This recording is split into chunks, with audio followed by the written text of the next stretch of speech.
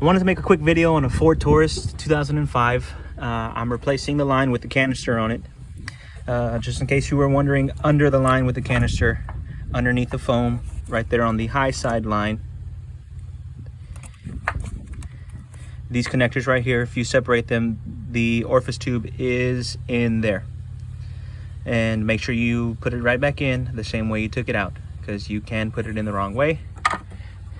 If you follow the line, it goes back into this mess of wires back here, but there's the connector going into the evaporator right there. It was really difficult to get off. I went to Harbor Freight and purchased the fuel line and AC quick disconnect tools. I used the first one. It fit in there. It was really big, really difficult to do.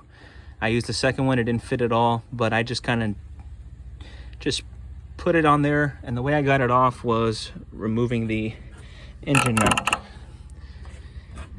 Undid the engine mount bolt and the engine mount bracket and pushed it up, and it gave me some room right in here to get in there.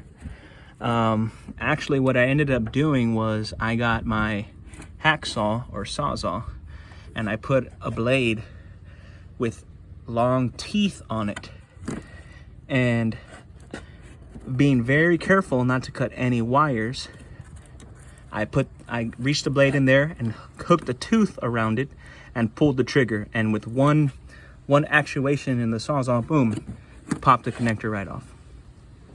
The reason I'm making this video is because I had a lot of trouble snapping them back on together.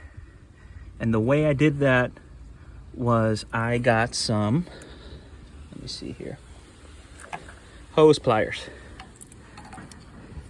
And with the hose pliers, I grabbed the end of the evaporator aluminum hosing and I crimped it like so.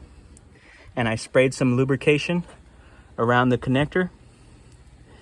And while pulling on the evaporator forward, the evaporator line forward, and pushing the hose into it, just creating that pressure while pulling and pushing, it snapped together.